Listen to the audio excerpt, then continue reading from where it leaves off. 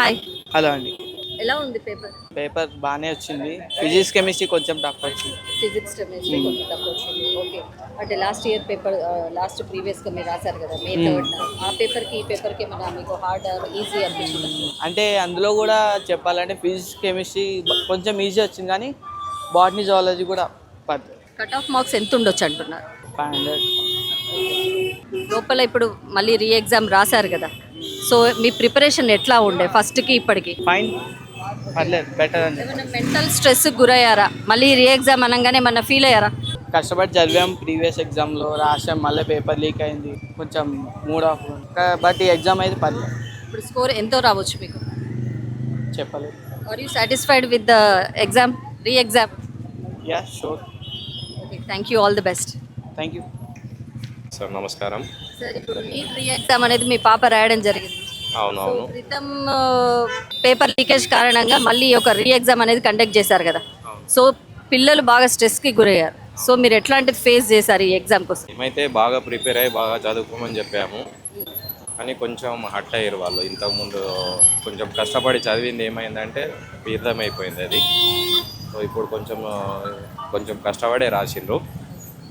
తనకి మాట్లాడాడు సార్. ఎలా వచ్చిందమ్మా పేపర్? బయాలజీ ఈజీ ఉండే, ఫిజిక్స్ కెమిస్ట్రీ కొంచెం ట్రిక్కీ అనిపించింది నాకు పర్సనల్గా అయితే. ఓకే, అంతే. సో లాస్ట్ ఇప్పుడు నువ్వు మే 3rd రాసావు కదా ఎగ్జామ్, అది ఈజీగా ఉందా పేపర్? ఇప్పుడు ఈ రోజు వచ్చిన పేపర్ ఈజీగా ఉందా? కంపారిటివ్గా అయితే మే 3దే ఈజీగా ఉండే కొంచెం. ఓకే. సో ఇది కొంచెం ట్రిక్కీ అనిపించింది, కెమిస్ట్రీ ఫిజిక్స్. సో నువ్వు అప్పుడు ఫస్ట్ ప్రిపరేషన్ బాగుండేనా? ఇప్పుడు మళ్ళీ గ్యాప్ కొంచెమే వచ్చింది కదా, సో నీ ప్రిపరేషన్ ఎట్లా ఉండే? అప్పుడైతే కొంచెం ఎక్కువనే రివిజన్ అయిండే, ఇప్పుడు మళ్ళీ గ్యాప్ రావడం వల్ల కొంచెం మాకు మళ్ళీ ఇంకోసారి రివైజ్ చేయడానికి అంత ఇది అనిపించలేదు. సో దీనికంటే అదే ఎక్కువ ప్రిపేర్ అయ్యిండే. ఓకే, ఇప్పుడు ఎంత స్కోర్ రావచ్చు అనుకుంటున్నాను? స్కోర్ ఏం కౌంట్ చేసుకోలేదు. Are you satisfied with the re exam? కొంచెం నాట్ ఎగ్జాక్ట్లీ. లోపల ఎట్లాంటి అంటే ఇప్పుడు బయోమెట్రిక్ కానివ్వండి, ఇట్లాంటివి బాగా కట్టుదిట్టంగా జరిగినాయి అంటారా? నార్మల్గానే ఉన్నాయి, అంతేం జరగలేదు. ఏం లేదు, బాగానే ఉంది, నార్మల్గానే ఉంది. థ్యాంక్ యూ మా, all the best. Thank you. Hi. Hi ma'am. What is the name? Vaishnavi Sri. Vaishnavi Sri. ఎలా రాసావు ఎగ్జామ్?